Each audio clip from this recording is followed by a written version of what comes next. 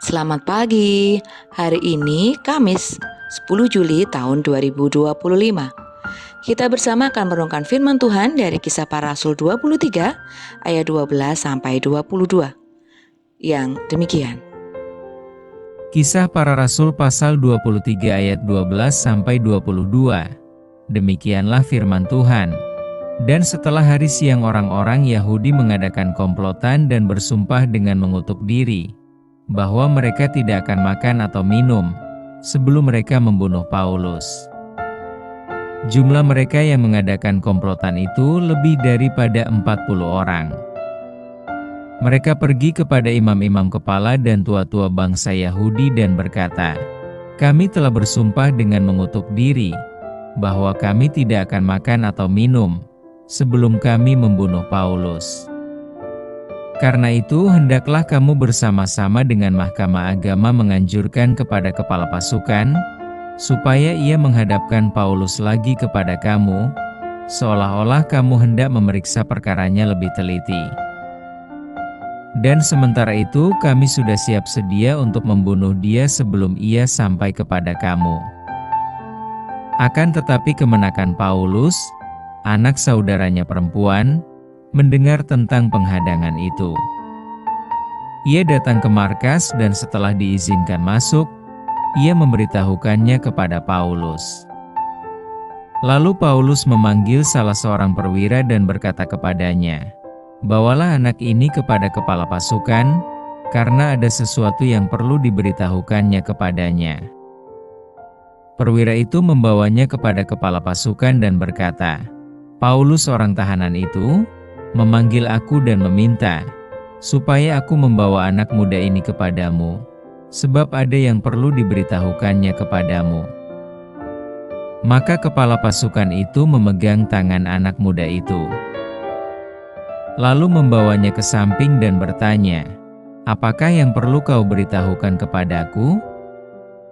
Jawabnya, "Orang-orang Yahudi telah bersepakat untuk meminta kepadamu supaya besok engkau menghadapkan Paulus lagi ke Mahkamah Agama, seolah-olah mahkamah itu mau memperoleh keterangan yang lebih teliti daripadanya. Akan tetapi janganlah engkau mendengarkan mereka, sebab lebih daripada 40 orang dari mereka telah siap untuk menghadang dia. Mereka telah bersumpah dengan mengutuk diri bahwa mereka tidak akan makan atau minum sebelum mereka membunuh dia. Sekarang mereka telah siap sedia dan hanya menantikan keputusanmu." Lalu kepala pasukan menyuruh anak muda itu pulang dan memerintahkan kepadanya, "Jangan katakan kepada siapapun juga bahwa engkau telah memberitahukan hal ini kepadaku." Tema yang akan kita renungkan adalah Tuhan selalu punya cara. Paulus yang sudah menjadi tahanan tetap dianggap sebagai ancaman bagi orang-orang yang dipenuhi kebencian. Tanpa henti, komplotan orang Yahudi terus mencari strategi agar Paulus bisa dihukum mati. Strategi yang mereka persiapkan dengan sembunyi-sembunyi kali ini adalah sumpah. Mereka bersumpah tidak akan makan dan minum sebelum mereka membunuh Paulus dengan tangan mereka sendiri, di ayat 12-13. Supaya mereka mendapat kesempatan untuk melancarkan strategi itu, mereka meminta imam-imam kepala dan tua-tua agar Mahkamah Agama meminta kepada batalion untuk memeriksa Paulus kembali. Pada saat itulah mereka akan bersaksi, di ayat 14-15. Apa yang Paulus lakukan? Dia berada di dalam tahanan, dan dia tidak tahu apa-apa tentang strategi yang dirancang oleh para pembenci di luar sana. Namun dalam ketidaktahuan Paulus, Tuhan tahu segalanya. Sehebat-hebatnya para pembenci merancang strategi, Tuhanlah yang memegang kendali. Keponakan Paulus mendengar apa yang mereka rencangkan, sehingga dia dapat memberitahukan hal itu kepada Paulus, lalu kepada kepala batalion di ayat 16-22. Apa yang terjadi bisa tampak seperti kebetulan, tetapi pastilah tidak terlepas dari cara Tuhan melindungi Paulus. Kisah ini menjadi cerminan bahwa apapun yang orang rancangkan bagi kita, sebaik apapun mereka mengatur strategi untuk menjatuhkan kita, Tuhan selalu punya cara untuk melindungi kita.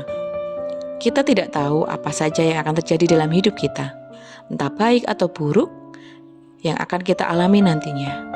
Namun, asal Tuhan melindungi kita, amanlah kita. Dialah Allah yang Maha Tahu, yang tahu segalanya, termasuk kebencian yang ada di dalam hati para pembenci dan strategi yang dibuat dalam pikiran mereka untuk menyerang kita.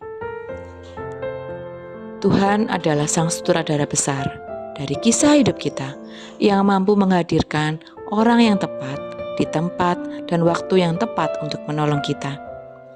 Bagian kita bukan meringkuk ketakutan, tetapi menjalankan panggilannya bagi kita dengan sebaik-baiknya. Mari bersama kita berdoa. Terima kasih Tuhan untuk firman indah-Mu di pagi yang cerah ini. Kami mengakui selama ini kami meringkuk dalam ketakutan kami. Kami belum melakukan tugas panggilan kami dengan sebaik-baiknya. Tuhan, mampukan kami bahwa kami selalu mengimani dan percaya bahwa Engkau adalah sutradara yang agung dalam kehidupan kami. Engkau yang merancang kehidupan kami ya Tuhan. Mampukan kami untuk boleh percaya penuh kepadamu. Kami yakin dan percaya Tuhan, di masa mendatang, bahkan di hari ini, suka duka akan datang silih berganti, sakit sehat akan datang silih berganti, kaya miskin akan datang silih berganti. Tapi kami mengucap syukur kami memiliki Allah yang begitu hebat, yang mampu menata hidup kami indah dan seturut dengan kehendak-Mu.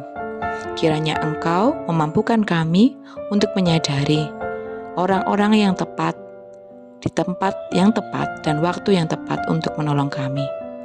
Dan mampukan kami pula Tuhan untuk menjadi orang-orang yang tepat di waktu yang tepat dan di tempat yang tepat untuk menolong orang-orang yang merindukan pertolongan-Mu.